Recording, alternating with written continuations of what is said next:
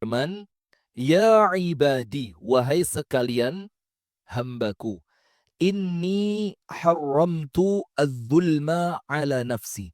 Aku mengharamkan kezaliman terhadap diriku sendiri. Maksudnya apa?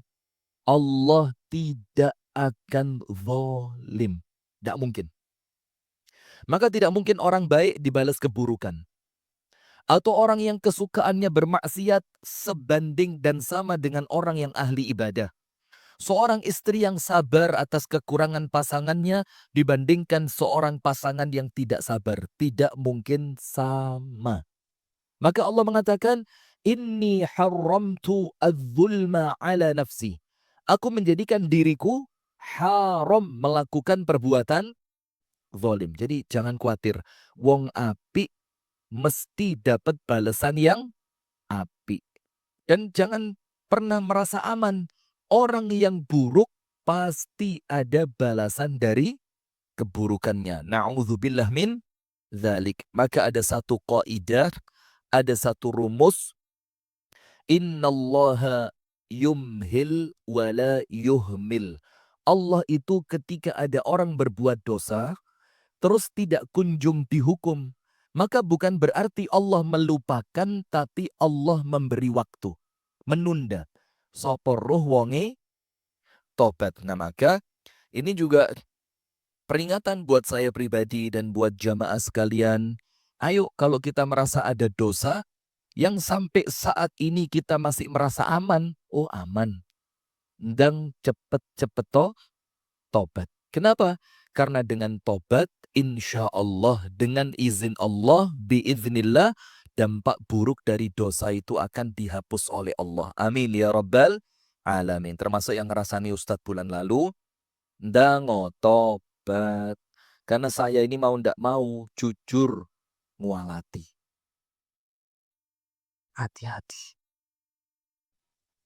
Ndak apa-apa, biasa. Insya Allah, gak tak lebok nenjuruni hati, Bu.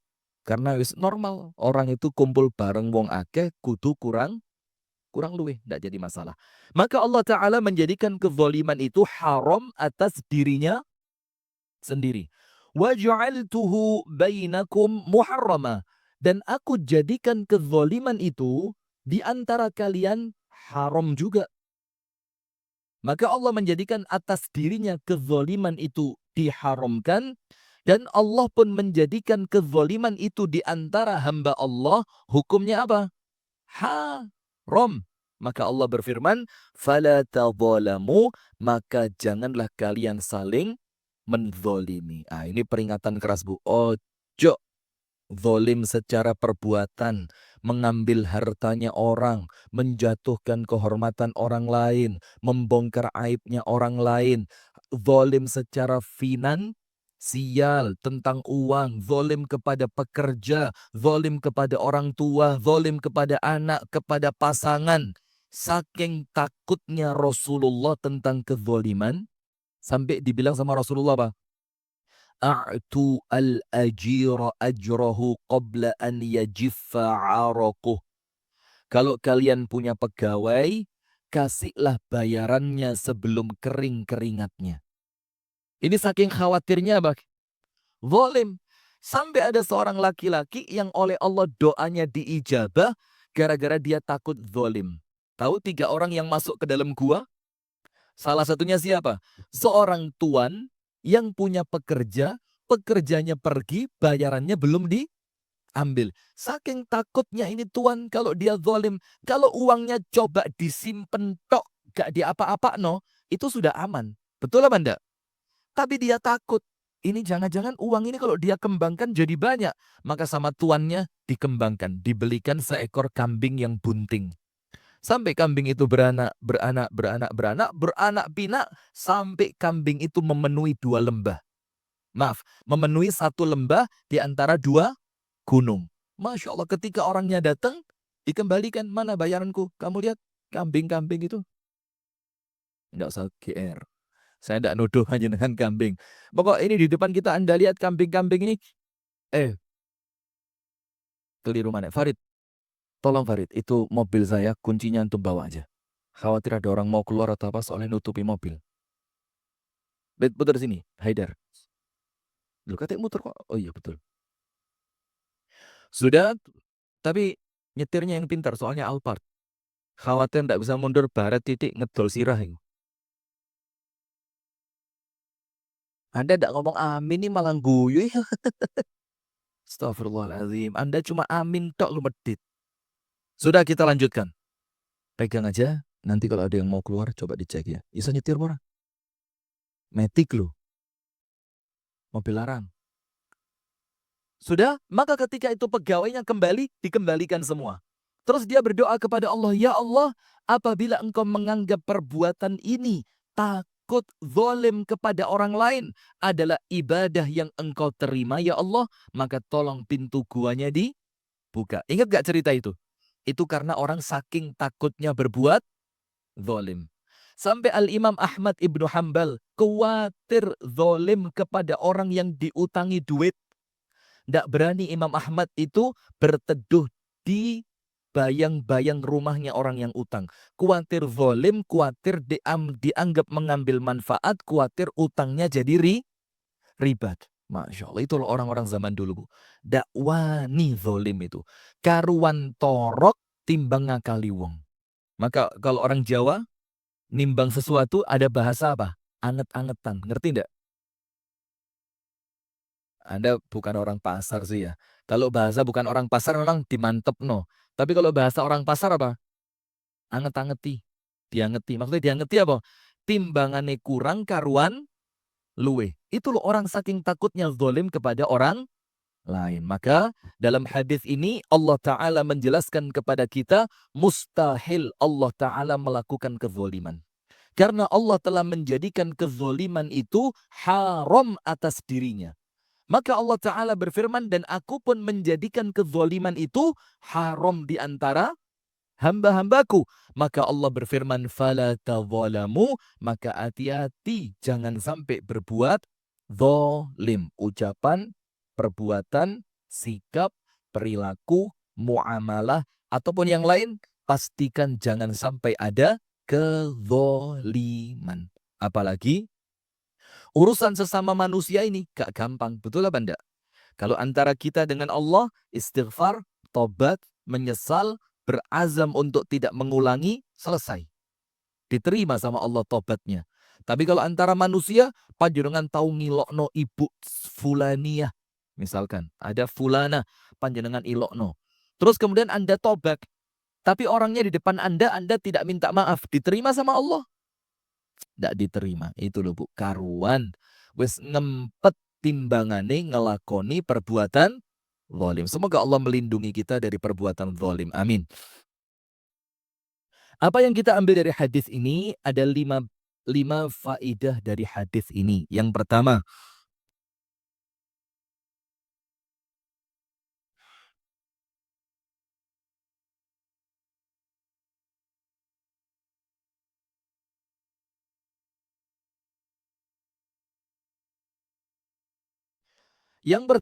hadzal haditsu qit'atun min haditsin 'azimin akhrajahu al-Imam Muslim fi sahihihi. Ini hadis adalah potongan dari hadis yang cukup panjang yang diriwayatkan oleh Imam Muslim. Jadi ini bukan keseluruhan matannya hadis, tapi apa? Ini adalah potongan dari hadis panjang yang diriwayatkan oleh Imam Muslim. Wa qala al-Imam Ahmad, Imam Ahmad mengatakan, huwa asyrafu haditsin li ahli Syam. Ini adalah hadis yang paling asyraf. Asyraf itu syarif, syarif itu mulia. Hadis yang paling mulia, yang kedudukannya paling tinggi untuk penduduk negeri Syam. Wa kana Abu Idris Al-Khawlani idza haddatsa bihi jatha ala rukbatayhi. Sampai-sampai Al-Imam Abu Idris Al-Khawlani ketika menyampaikan hadis ini, itu beliau langsung jatha ala rukbatayhi. Itu langsung ketika berdiri, langsung moro-moro ngelempoh. Ngerti ngelempoh?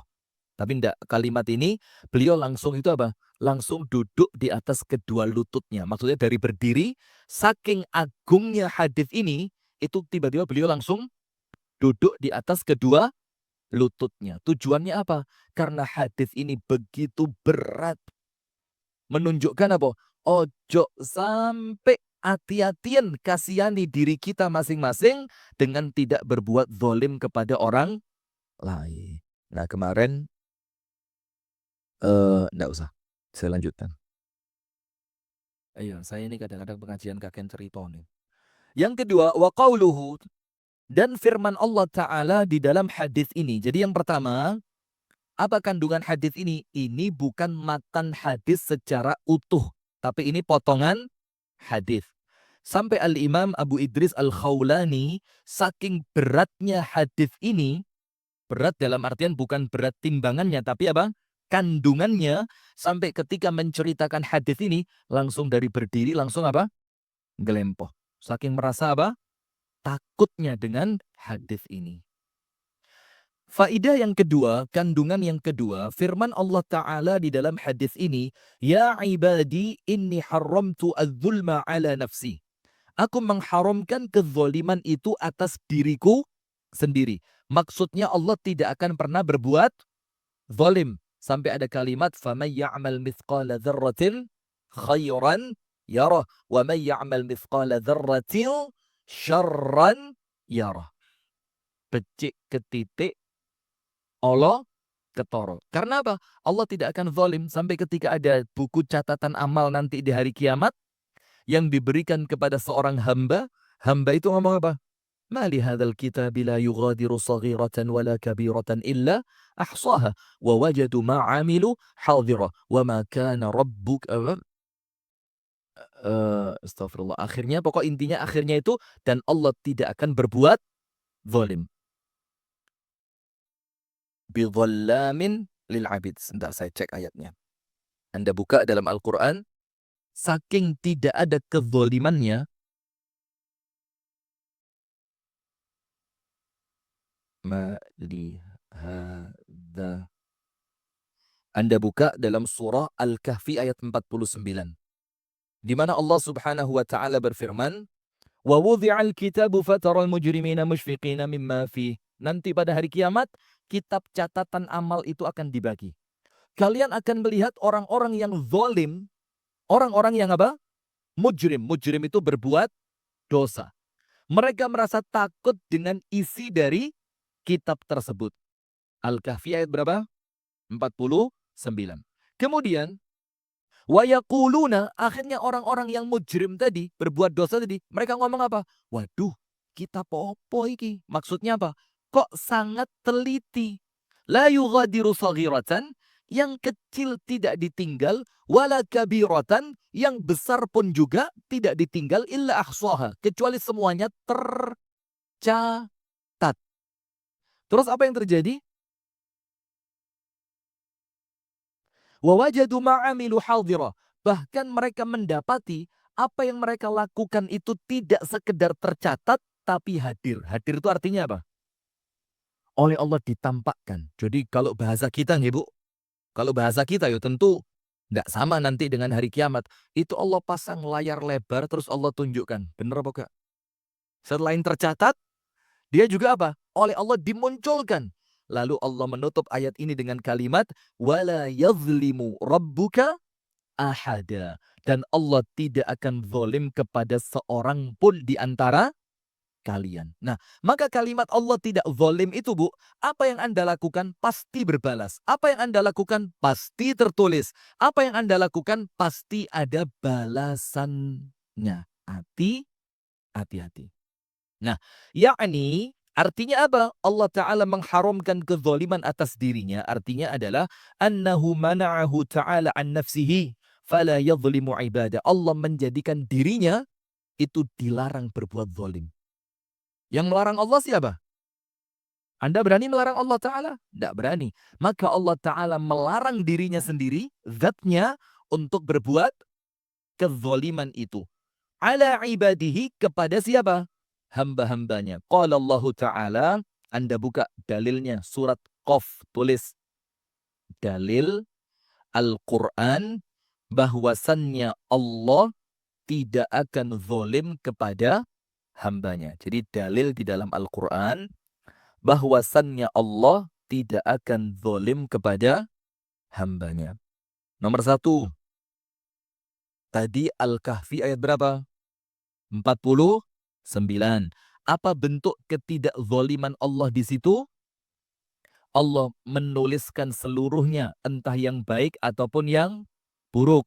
Allah mencatatkan seluruhnya, entah yang kecil ataupun yang besar.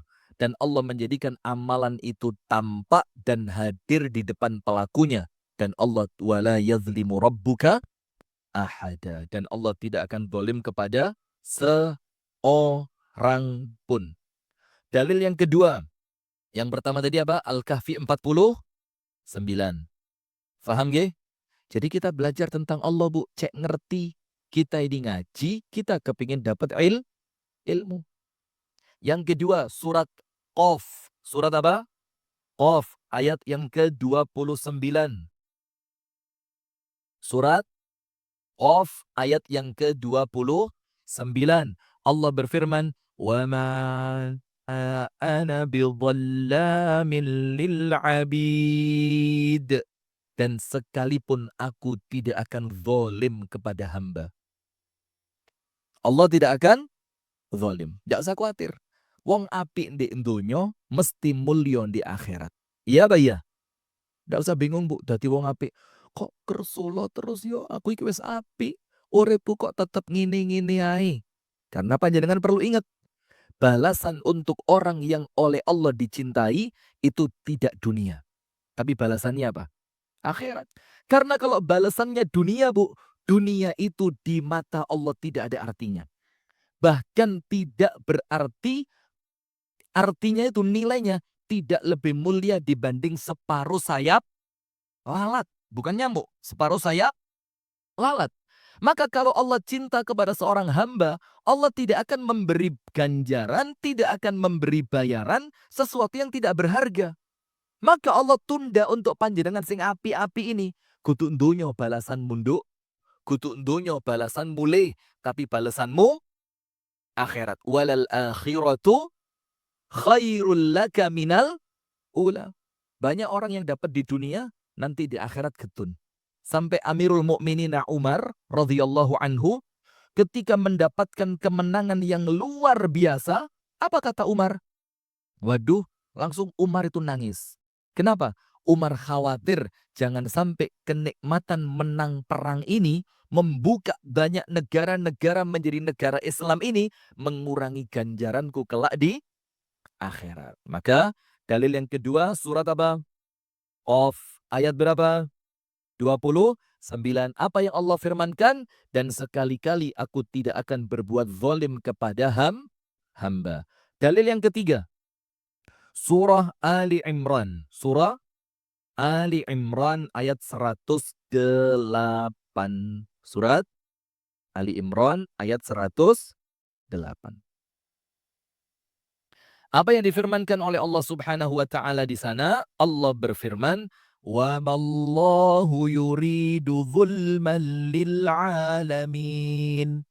Dan Allah tidak menginginkan kezaliman untuk al-alamin. Apa al-alamin itu? Seluruh alam, alam semesta. Arti al-alam segala sesuatu selain Allah. Itulah artinya alam. Maka kalau dibilang Allah tidak menginginkan kezaliman untuk seluruh alam semesta, berarti untuk semuanya Allah tidak akan berbuat zalim. Bahkan kepada orang kafir. Bahkan kepada binatang. Bahkan kepada tumbuhan. Allah tidak akan berbuat zalim. Maka semua yang terjadi di alam semesta ini, Bu, bentuk keadilannya siapa?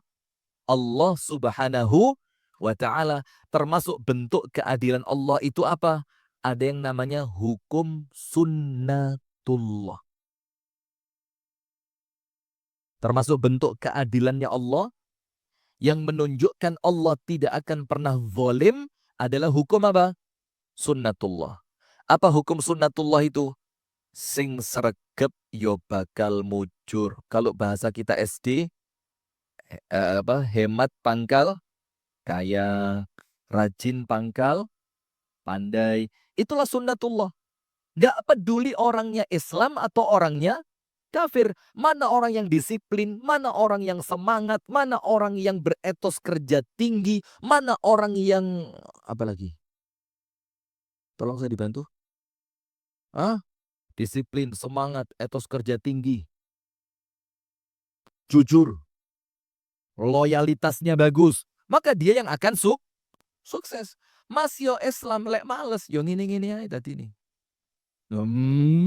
Loh, ngene-ngene itu bukan panjenengan ya, yang saya maksud ya seperti keadaan umat Islam saat ini ya, bukan kalau panjenengan ya begini semua panjenengan ini Bu, ini pantas jadi menteri semua Bu. Menteri dalam negeri rumah tangga. Ya gitu, menteri semua ini. Menterinya suami. Jadi presidennya siapa? Suami. Maka Allah tidak akan pernah berbuat zalim. Surat Ali Imran ayat 108. Yang terakhir, dalil yang keempat. Bahwasannya Allah tidak akan berbuat zalim. Allah mengharamkan kezaliman atas dirinya sendiri. Maka Allah itu pasti zat yang maha adil. Pada surah Fussilat ayat 46. Surah Fussilat ayat 46. Nomor 1, Al-Kahfi 49. Nomor 2, Qaf 29. Nomor 3, Ali Imran 108. Yang terakhir, Fussilat 46. وَمَا رَبُّكَ بِظَلَّامٍ لِلْعَبِيدِ. Dan tidaklah Allah Tuhanmu akan melakukan perbuatan zalim kepada al-abid. Abid itu siapa? Hamba-hambanya. Wal ayat wal ahaditsu fi hadza katsiratun. Dalam keadaan hadis dan ayat-ayat yang semisal dengan ini sangat banyak. Yang itu 4 tadi cuma apa? Contohnya. Kemudian waqala an-Nawawi, dan al-Imam An-Nawawi rahimahullahu taala mengatakan, taqaddasa wa tanazzaha 'anil zulm. Allah mensucikan dirinya dan Allah membersihkan dirinya dari sifat zalim. Maka kan panjenengan sering baca subhanallah, maha suci Allah. Kalimat maha suci Allah itu artinya apa, Bu? Allah itu suci, bersih dari semua kekurangan, dari semua aib, dari semua cacat, dari semua keburukan, dan dari semua perilaku dan perbuatan yang jelek. Jadi ketika panjenengan mengucapkan subhanallah, itu panjenengan sedang mensucikan Allah, dan dalam keadaan Allah memang suci dari semua aib, kekurangan, keburukan, kezoliman, dan perkara-perkara yang buruk. Jadi kalimat subhanallah itu tidak ringan, Bu. Makanya subhanallah itu pahalanya begitu besar. Apa dalilnya kalau subhanallah pahalanya besar? Ayo, sing pinter didik. Gak usah akeh-akeh nyanyi Ustaz nanti. Didik aja pinter ya. Apa?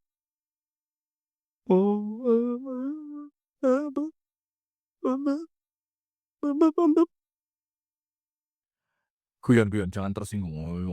Gini. Wa subhanallahi wa bihamdihi tamla'ul mizan. Subhanallah walhamdulillah. Dalam riwayat yang lain, subhanallah wa bihamdihi tamla'ul mizan. Memenuhi timbangan. Dalam hadis yang lain, kalimatani khafifatani 'alal lisani thaqilatani fil mizani habibatani ilar rahmani. 2 kalimat ringan di lisan, berat di timbangan, dicintai oleh Allah yang Maha Rahman. Subhanallahi wa bihamdihi subhanallahil azim. Ada subhanallahnya ada? Ada. Dalil yang lain yang menunjukkan subhanallah itu zikir. Mulai keringgingan ya, Bu.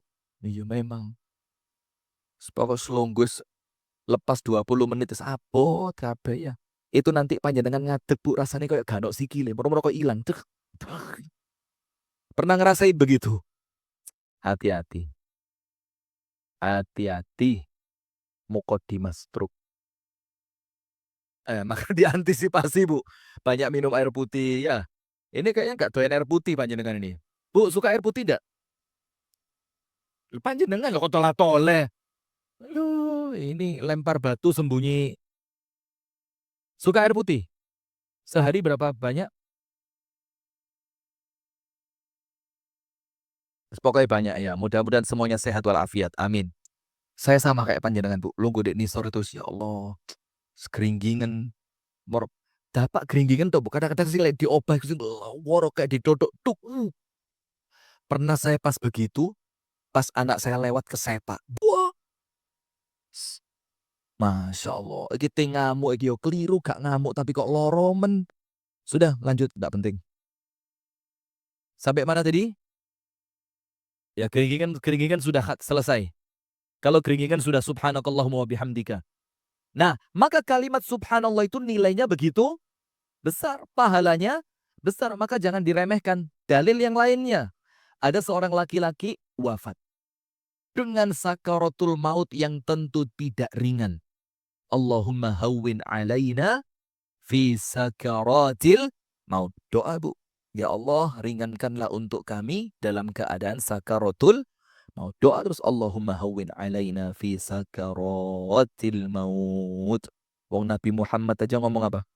Ketika keningnya itu mengeluarkan keringat, kroso, panas, awake demam sama Siti Fatimah dikasih anduk, diperes air, diusap, dikasih anduk. Terus Rasulullah bilang apa? Ala wa inna lil mauti lasakarat. Kata Rasulullah, memang betul meninggal itu sakitnya luar biasa. Kalau panjenengan ndak punya amalan rahasia, ya medeni. Maka semua amal itu Bu ojo ditutuk no. Panjenengan pegang satu amal yang bahasa Jawanya itu dadi gacu. Ngerti gacu? Jadi kartu truf, kartu as. Yang seketika panjenengan butuh, dungo kepada Allah dengan doa, dengan amal tersembunyi tadi. Pokok satu amal yang panjenengan jadikan amal andalan yang orang lain tidak tahu. Kata Rasulullah apa? Khabi'atul amal. Khabi'ah itu apa? Amal tersembunyi.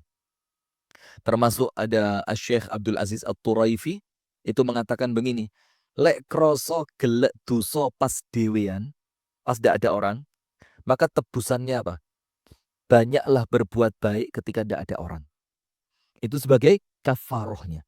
Jadi kalau kita merasa pas tidak ada orang, buka yang tidak baik-baik. Pas tidak ada orang, kita melakukan yang diharamkan oleh Allah. Pas tidak ada orang, kita melakukan sesuatu yang maksiat. Maka penebusnya, yuk ditebus. Ibadahlah ketika tidak ada orang yang melihat. Nah, dan ada keutamaannya yang secara khusus. Apa itu? Sedekah tersembunyi. Nanti di hari kiamat sama Allah dipayungi. Sampai istilahnya sedekah tersembunyi itu apa?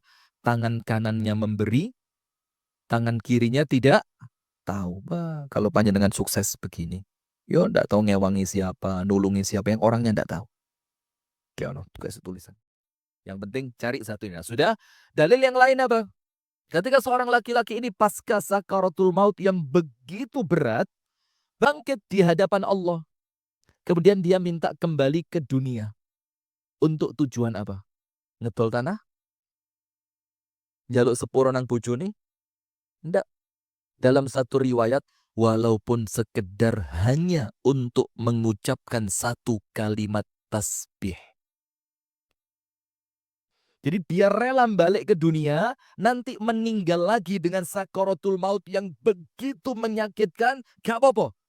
Walaupun kembali ke dunia itu, saya cuma punya kesempatan hanya mengucapkan satu kalimat tasbih. Mari ngono mati maneh.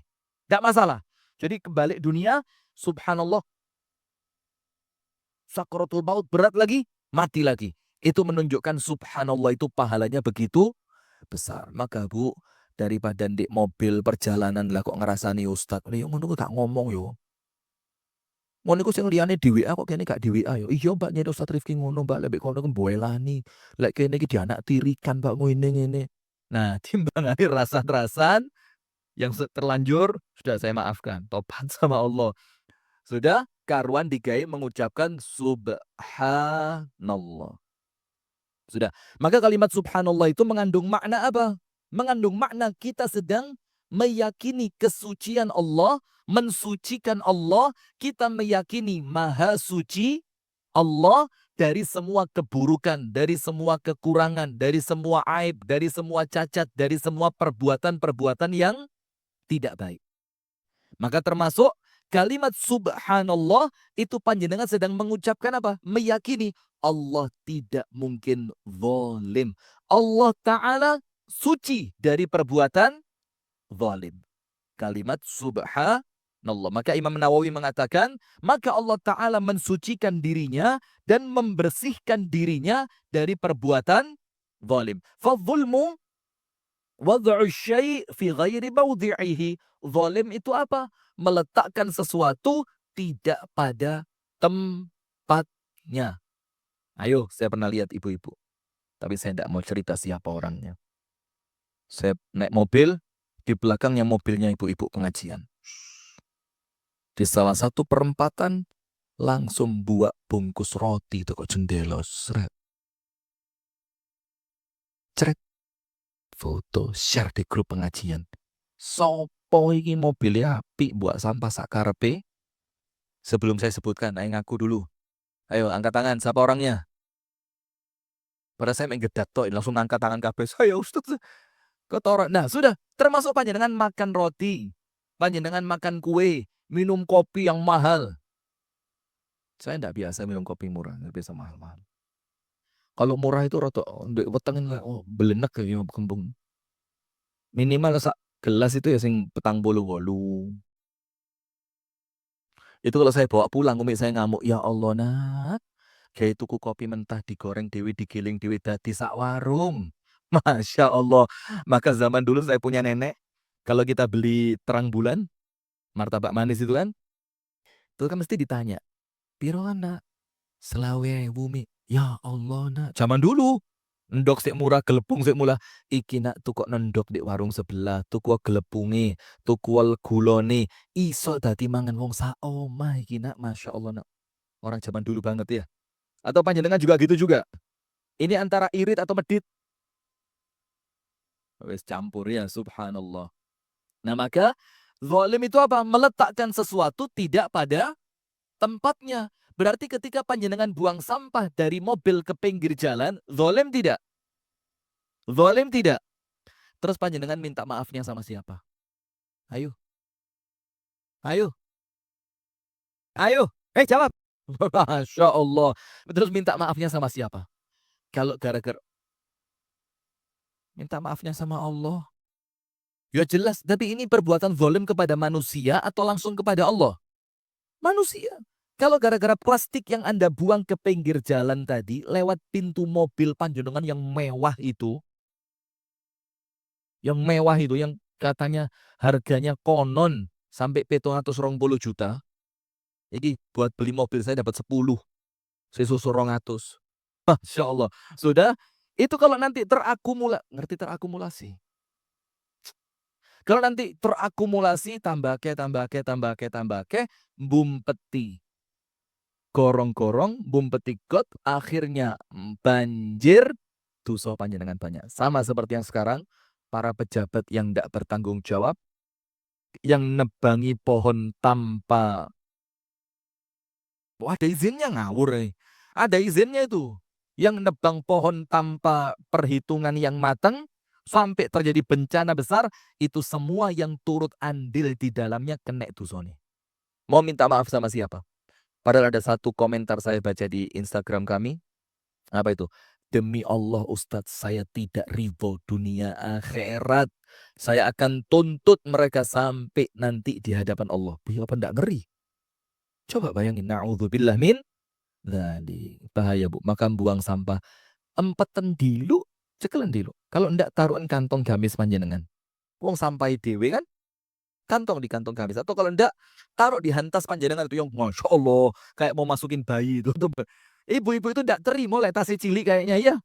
Gede-gede semua. Kenapa? Nanti kalau diundang teman makan.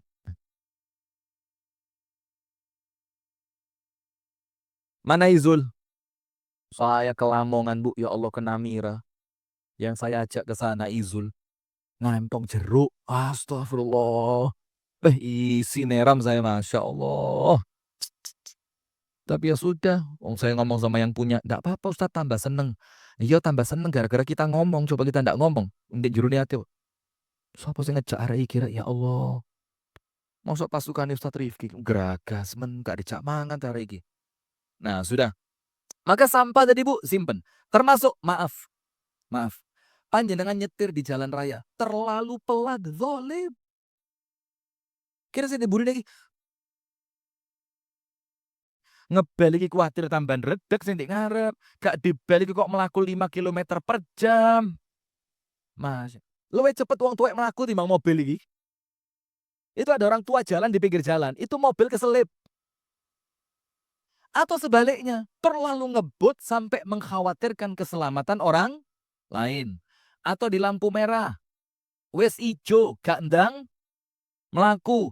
Jadi bayangkan kezoliman itu Bu, jangan cuma perkara-perkara besar, termasuk perkara-perkara kecil. Sampai zolim kepada binatang. Perempuan ngurungi kucing, gak dikasih makan, tidak juga dilepas untuk cari makan sendiri sampai kucingnya mati.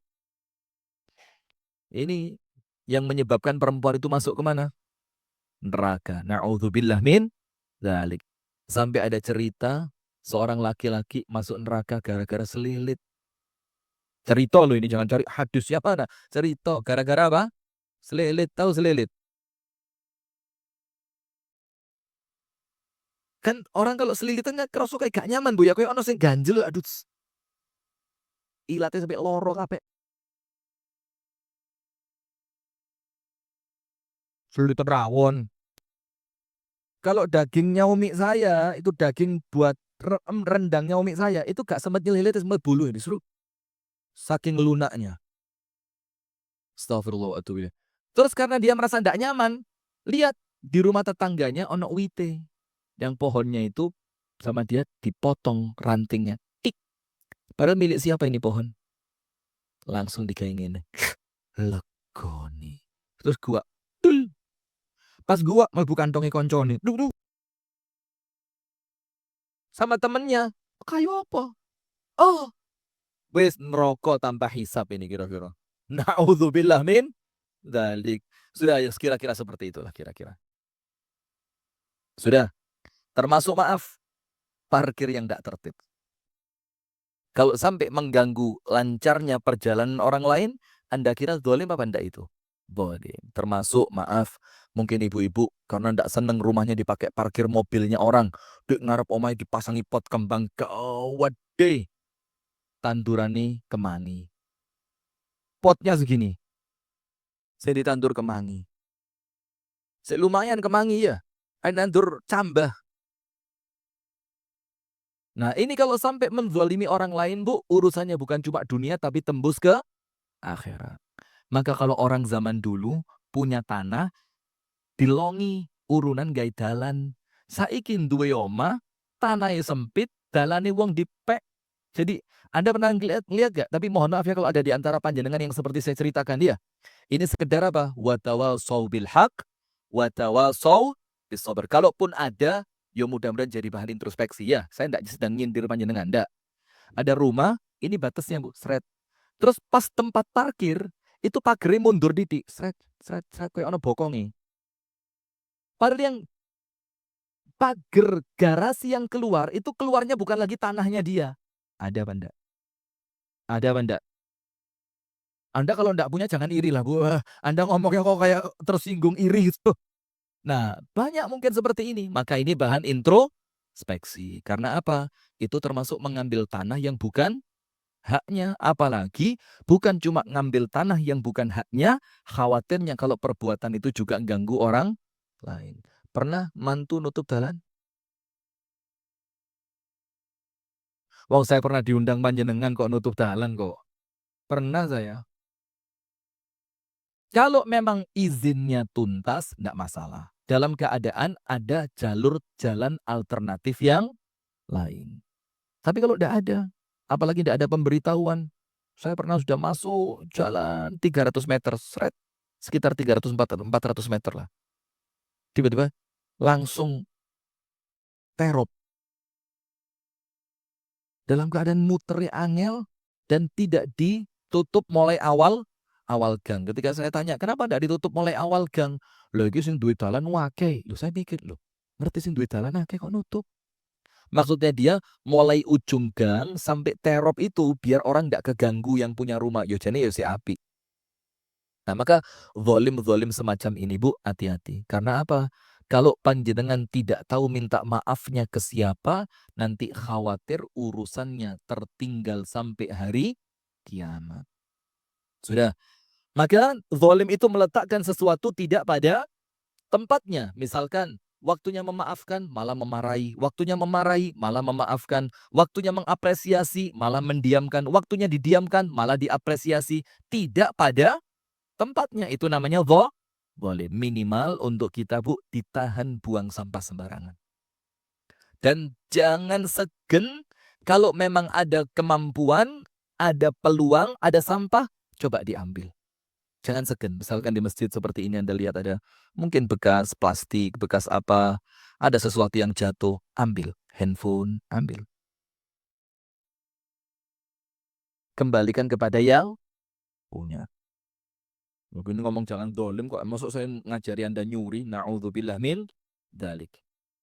Walahul hikmah at-tama min alla yajri al-umur illa fi majariha wa wafaqa masalihiha.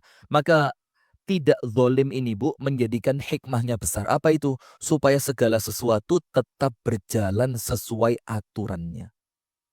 Tukang bersih-bersih, ndak repot bersihin. Karena apa? Panjenengan wis buang sampah pada tempatnya. Diatur.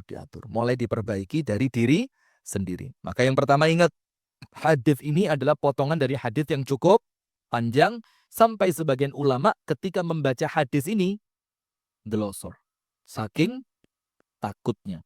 Yang kedua, arti Allah mengharamkan kezaliman terhadap dirinya, itu adalah Allah mensucikan dirinya dari perbuatan zalim. Dalil yang kita sebutkan ada 4. Al-Kahfi 49, Qaf 29, Ali Imran 108, Fussilat 46. Sekarang hikmah yang ketiga, pelajaran yang ketiga dari hadis yang kita baca. Wa qawluhu ja'altuhu bainakum muharrama fala tadhalamu. Firman Allah Ta'ala, aku menjadikan zalim itu haram terjadi di antara kalian, maka janganlah kalian saling menzalimi. Apa maksudnya? Qala Ibnu Rajab, dikatakan oleh Al-Imam Ibnu Rajab Al-Hambali, hurmu al-zulmi ala ibadihi. Ini menunjukkan hukum haramnya kezaliman antar sesama manusia. Kezaliman antar sesama manusia. Orang tua zalim kepada anak. Ada apa tidak? Ada. Seperti apa? Lah uang tok akhirnya urusan rek tidak memberi uang ini. Oh, anaknya dibuang. Ya, pilih kasih. Tidak adil. Anaknya dibuang. Anaknya tidak mendapatkan kasih sayang dengan sempurna, tidak dididik dengan pendidikan yang baik, tidak dinafkahi dengan harta yang halal. Itu zalimnya orang tua. Anak zalim kepada orang tua ada. Ada. Durhaka dengan segala macam contohnya. Kemudian kalau suami zalim ke istri kayaknya tidak ada. Istri zalim kepada, ada apa enggak? Tidak ada. Nggak. Saya belum ketemu contoh suami zalim sama istri, belum ketemu saya contohnya. Bagaimana Bapak-bapak, aman? Tak bela nih, Pak. Jangan khawatir, Pak. Sesama kaum Adam harus saling membela ya. Tapi istri zalim kepada suami, tunggu. Saya ngomong dalil. Saya ngomong dalil, gak ngomong perasaan. Penghuni neraka paling banyak laki apa perempuan? Ini laki. Oh. Yang jujur. Penghuni neraka paling banyak laki atau perempuan? Perempuan. Rasul bilang sebabnya apa? Kufur. Kufur kepada Allah atau kepada suami? Kepada suami. Karena dia tidak pandai berterima. Nah, ya sudah lanjut. Sepakat kita ya. Nah, tapi ya mohon maaf disebutkan oleh para ulama. Kenapa? penghuni neraka paling banyak adalah perempuan, selain yang disebutkan oleh Nabi karena dia banyak tidak pandai berterima kasih kepada suami, sebagian ulama yang lain mengatakan apa? Karena memang jumlah perempuan lebih banyak dibanding. Nah, setuju apa enggak kalau ini? Karena Anda setuju, maka poligami boleh. Loh, di mana nih? Screen. Penghuni neraka paling banyak siapa? Perempuan. Salah satu faktornya karena apa? Dia kufur kepada suami. Faktor yang lainnya apa? Jumlahnya dibanding laki-laki mana lebih banyak? Berarti poligami betul apa enggak? Ya sudah. Anda enggak nyangka kan arahnya bakal ke situ kan? Oh, Ustaz toh. Sudah, Bu. Maka di sini disebutkan ketika Allah menjelaskan haramnya kezaliman atas hambanya, tujuannya apa? Agar segala sesuatu itu tetap berjalan sesuai dengan aturannya. Nah, maka dengan itu, wa nahahum an yatadzalamu fima bainahum, fa haramun ala kulli 'abdin an yadhlima ghairahu. Maka Allah menjadikan kezaliman ini haram. Kezaliman ini hukumnya apa? Haram. Termasuk zalim apa, Bu? Banyak contohnya. Kalau dalam urusan antara anak kepada orang tua, durhaka. Orang tua kepada anak tidak mendidik, tidak menjaga, tidak menyayangi, zalim. Kemudian kalau zalim antar tetangga apa?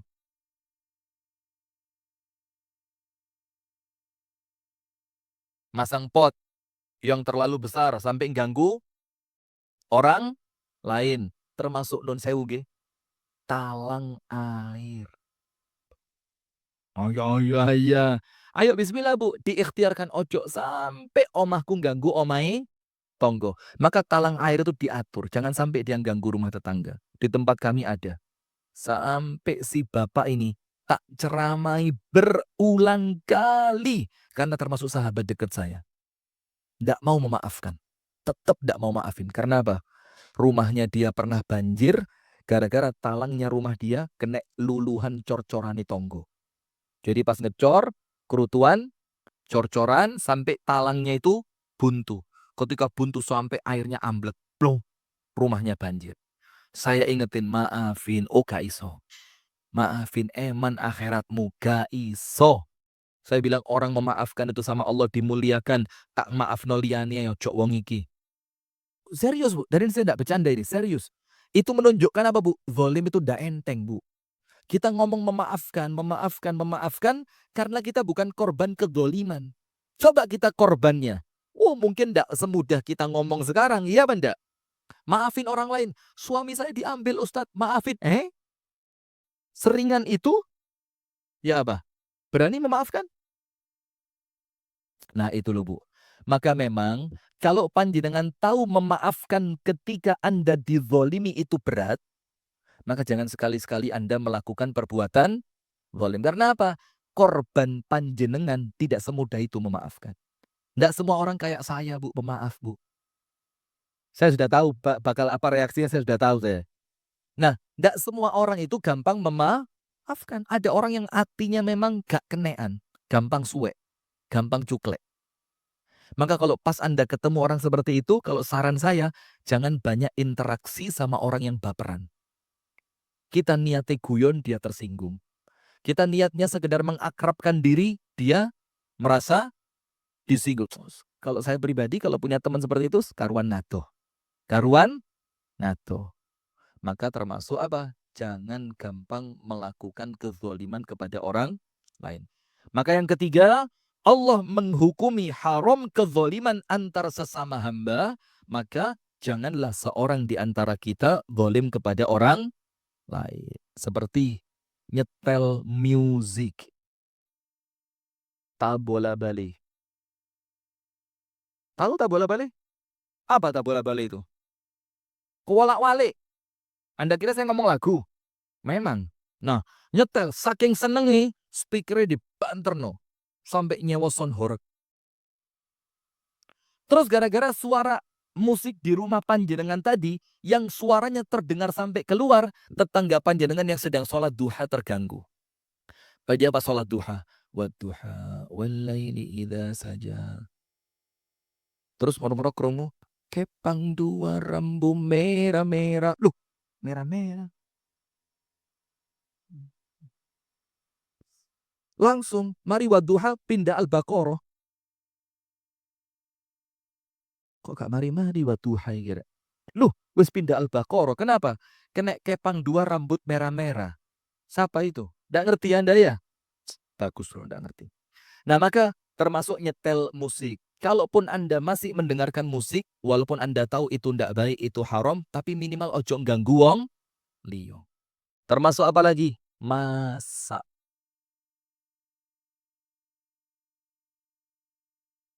Iya. Dan mohon maaf Bu, memang Islam itu kan ngatur sedemikian rupa, tapi jangan terlalu ketat nemen yoga. Ketat nemen itu apa? Waduh, mosok gak usah masak. Wis ta lah pesen GoFood ae lah wis. Timbang ku ambune krungu tangga lho. Ambune krungu. Apa kalau bau itu apa? Nah, daripada nanti aromanya tercium tetangga. Maka dalam hadis kalau ada Anda masak yang aromanya tercium sampai rumah tetangga, Rasulullah bilang suruh memperbanyak apanya? Kuahnya supaya bisa dibagi. Walaupun yang bagi ini gak tiap hari lah ya, minimal Anda pernah lah tum-tum makanan kepada tetangga. Jangan kalau lo warung ya Allah, masuk warung kan tum-tuman terus Bu. Terus bayarin mbak-mbak pakai apa? Saya kis berambang goreng gak sepiro payu padahal enak, Masya Allah. Lanjut, astagfirullah, lanjut. Yang keempat, wadzulmu naw'ani. Kenapa ini mic-nya mati murup ini? Wadzulmu loh.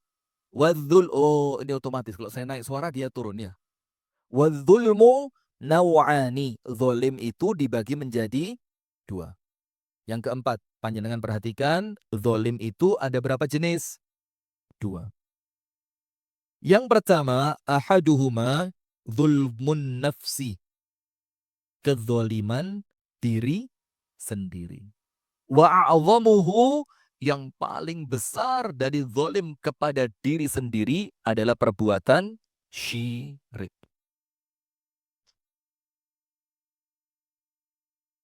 Termasuk zolim terhadap diri sendiri apa? Meninggalkan sholat. Nggak mau belajar, nggak mau olahraga. Iya, orang kalau nggak mau olahraga, kalau dia mau tahu, dia jujur, itu zalim terhadap diri sendiri. Makan berlebihan. Zalim apa enggak? Saya umel-umel ya. Zalim apa enggak? Zalim. Makannya apa? Haidar gak sanggup goyang-guyuh. Dia nyindir saya, lali awake dhewe jar. Kata aja nge-live mana antum. Saya diketawain sama dia. Mentang-mentang dia kurus. Nanti ikut saya 2 bulan lemu awakmu. Sudah. Makan terlalu banyak. Macam-macam. Pokok sesuatu yang merusak diri sendiri. Rokokan. Ayo. Ini zalim terhadap diri sendiri dan tidak menutup kemungkinan zalim pula kepada orang lain. Ada orang yang belani tuku rokok sampai gak kuat bayari anak mondok. Ada. Coba uang rokok ditabung sama dia. Wayai bayaran pondok duwe-duwe. Tapi karena lebih mementingkan diri sendiri, rokok sekarang satu apa namanya? Satu kotak itu, sak cepet satu pak itu harganya sudah di kisaran 25 sampai 40-an. Haidar, turun duit-duit kok serokongan. Tabung buat nikah nanti. Ini ngabangi rambut duit-duit. Pakai apa itu? Gak tahu sampuan ya. Zaman saya SD dulu kalau ada temen yang rambutnya merah, kita bilang apa? Gak tahu sampuan ini. Gak tahu sampuan. Padahal dulunya kepang dua dia. Sekarang rambut merah sekarang. Balik mana? Astagfirullah. Sudah. Yang kedua, zalim apa Bu? Zulmul abdi ghairahu atau ghairihi. Kezaliman seorang hamba kepada yang lain. Nah, kalau mau dibikin lebih detail, apa Bu? Kalau mau lebih detail, zalim itu dibagi 3. Dan ini aja yang Anda tulis, jangan yang di sini. Nomor 1, zalim kepada Allah dengan melakukan perbuatan syirik. Nomor 2, zalim kepada diri sendiri. Zalim kepada diri sendiri apa? Melakukan perbuatan yang memudoroti dirinya, entah dunia atau akhirat. Dia tahu rokok ini zalim, merugikan dirinya, tapi tetap merokok. Terlepas kalau ada orang, itu ngerokok umur 80, sehat walafiat. Itu kan kasuistis. Nggak ngerti Anda. Itu kan apa? Tidak menjadi keumuman orang yang merokok. Itu kan satu persatu orang, nggak sama. Yang ketiga, zalim kepada orang lain. Bohongi, ngakali, mengkhianati, mengambil hartanya. Itu zalim kepada orang lain. Yang kesemuanya harus ditinggalkan. Yang terakhir, yang kelima.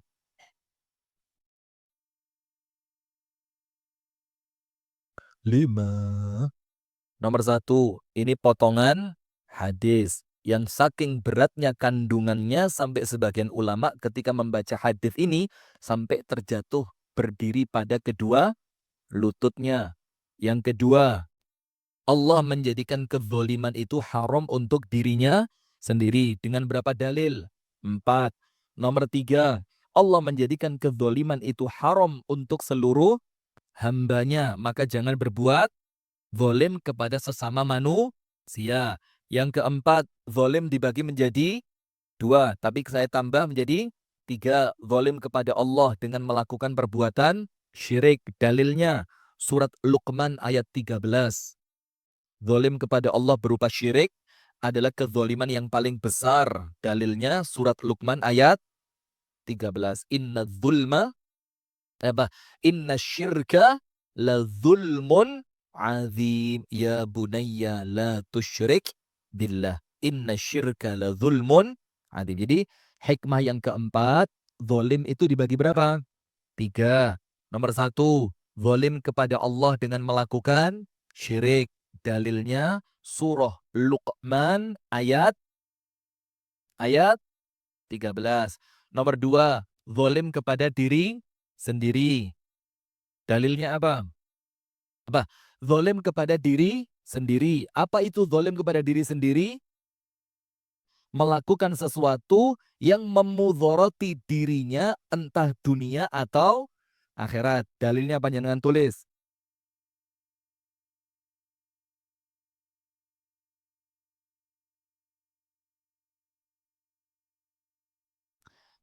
Ini salah satu dalilnya nggih Bu, surah Al-Hujurat ayat 11. Surah Al-Hujurat ayat 11. Di akhir ayat, wa man lam yatub faulaika humudz zalimun. Orang yang tidak mau tobat, maka dialah termasuk orang yang zalim. Pertanyaannya, kenapa orang yang tidak mau tobat oleh Allah dibilang zalim, dianggap zalim pada diri sendiri? Karena dia tahu dosa yang dia perbuat akan mencelakai siapa? Dirinya. Kalau dia tidak mau tobat, berarti dia zalim terhadap siapa? Diri sendiri. Yang ketiga, zalim kepada orang lain. Apa dalilnya? Gampang. Hadis tentang orang bangkrut. Ingat hadisnya? Sholatnya banyak, puasanya banyak, ibadahnya banyak. Ketika sampai pada hari kiamat, pahalanya yang banyak tadi diambil orang lain. Kenapa? Dia pernah membohongi, dia pernah memukul, dia pernah menjatuhkan, dia pernah melakukan perbuatan yang tidak menyenangkan kepada orang lain. Sampai orang-orang yang dia zolimi ketika di dunia, itu mengambil pahalanya orang tersebut sampai pahalanya seperti apa? Habis. Itulah orang bangkrut.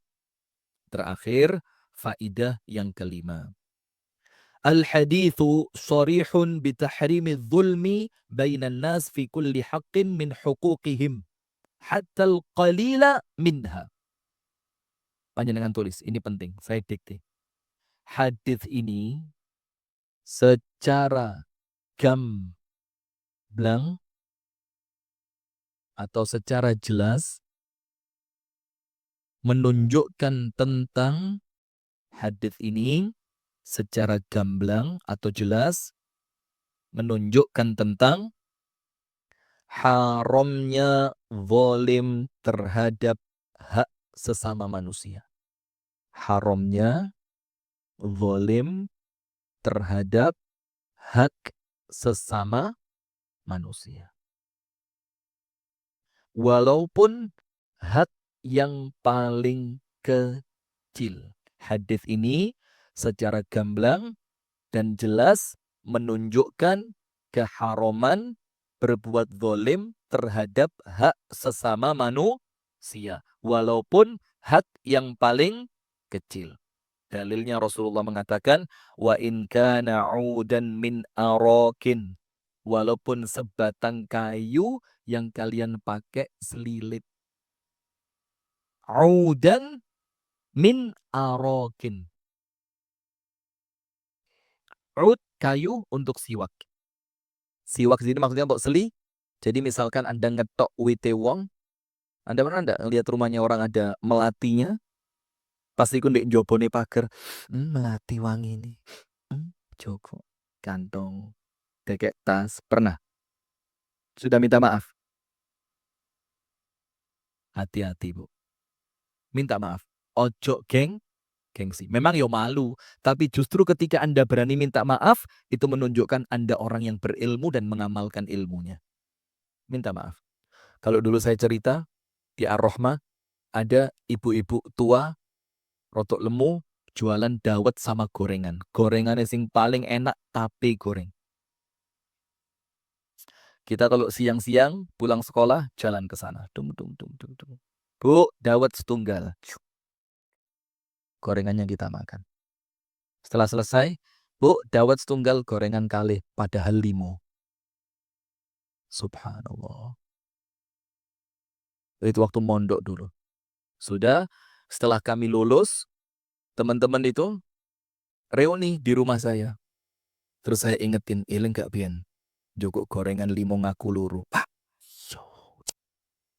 Saya ajak teman-teman itu urunan. Ayo wes urunan wes. Timbang dosa di kewenang akhirat. Karena keadaan sudah balik, sudah berakal. Iya kan enggak?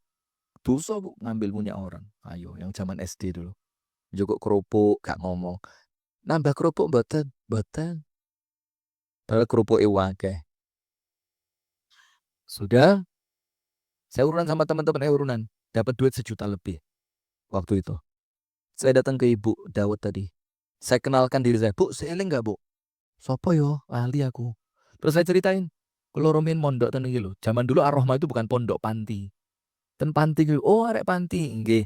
Terus saya ceritain zaman dulu kita makan dawet ke sini, njupuk gorengan. Jawabannya ibunya apa? Terus kita ngaku njukuk akeh, ngakune loro, ngakune siji. Ibunya bilang apa? Walah, jane aku ya wis seru ket pian. Itu muka saya cari tisu, ya Allah ngene tuh. Cuma tak pikir Allah harek panti sakno luwe rapopo tak ikhlas nih. Terus saya kasihkan amplop dari Bu niki kula kalian rencang-rencang niki nebus nyaur sing pian. Ora usah. Bih. Kisinan Bu ya Allah. Malu ya Allah. Itu kalau dia tahu sekarang saya jadi ustad diguyu. Halah pian mangan gorengan gak bahaya. Saya kita di ustad. Masya Allah sudah. Saya paksa. Bu niki pun ikhlas rencang-rencang niki damel panjenengan. Ora usah. Sampai berkali-kali dia bilang ora usah, akhirnya saya paksa uangnya diterima. Minimal apa? Wis lego. Insya Allah di akhirat tidak ada tanggungan orang lain yang saya ambil. Anda ayo. Anda kira bisa masuk surga dengan jukuk gorengan gak ngaku, Mang? Hati-hati Anda. Hati-hati Anda. Sing nyicil sik 7 ngakune 8. Loh, wis 8, Mbak. Durung iki durung. Sampeyan ben gak nggawa pulpen, aku eling kok sampeyan gak nggawa pulpen, gak sampeyan catet. Terus sampeyan ngomong, "Ya wis kok tak catete di omah." Hati-hati. Pernah kan? Lah, ya mungkin ndak sedetail itu, tapi yang lain lah pernah. Sama suami. Ayo. Duwe kok wis entek. Iya entek lah wingi anu tuku iki. Padahal apa? Jajan nang ini apa? Tahu campur mbek koncone gak ngomong bojone. Ngakune duwe entek gawe blonjo. Ayo. Itu nanti di akhirat dituntut sama Allah Anda. Ndak mlebu surga Anda. Rokok Anda. Astagfirullahaladzim. Nah maka ibu-ibu sekalian, Mumpung masih ada kesempatan, ayo bismillah. Perbaiki diri kita masing-masing. Kalau memang memungkinkan minta maaf, minta halal, atau kalau perlu dikembalikan, dibayar, itu lebih baik. Kalau memang merasa wis gak mampu, banyak tobat kepada Allah. Ijole opo? Dua. Orang yang dulu pernah Anda zalimi, sekarang Anda merasa susah untuk mencarinya, susah untuk minta maaf kepadanya. Nomor satu, kata Syekh Utsaimin, banyak didoakan. Doa, ya Allah, orang-orang yang pernah saya zalimi, ya Allah, ampuni dosanya, ya Allah. Terus bayangno wong ndek endi kira-kira saiki. Terus didoakan semoga Allah ampuni dosanya, Allah mudahkan urusannya, doa. Yang kedua, kalau berkaitan dengan hak sesama muslim, sedekah. Sejumlah nominal yang mungkin Anda punya tanggungan kepadanya, terus pas sedekah tadi diniati untuk orang yang dulu Anda punya tanggungan sama dia. Sedekah. Belum. Tapi hati-hati. Kalau orangnya kembali, terus orangnya minta, "Endi duit kubian?" Harus dikembalikan. Terus sedekah tadi nasibnya ya apa? Jadi pahala untuk Anda. Gitu kira-kira ya. Terus kurang lebihnya itulah ya. Pokok intinya ojo zolim. Termasuk tanaman panjenengan yang kemudian godongi ngerusui tonggo. Wis karuan di ketok. Atau kalau ndak yang ngomong baik-baik, "Mbak, iki kembang kesayanganku ya, Mbak, engko lek ono rusuh-rusuh nang omahe sampean ikhlasno ya, Mbak, ala paling godhong lek sampean gak trimo tak resikane." Nah, bisa dibicarakan bisa. Tapi lebih baik dipotong. Itu yang dapat saya sampaikan, semoga ada manfaatnya. Kurang dan lebihnya saya mohon maaf. Hadanallahu wa iyyakum ajma'in. Subhanakallahumma wa bihamdika. Ashhadu an la ilaha illa anta. Astaghfiruka wa atubu ilaik. Kurang dan lebihnya saya mohon maaf. Assalamualaikum warahmatullahi wabarakatuh.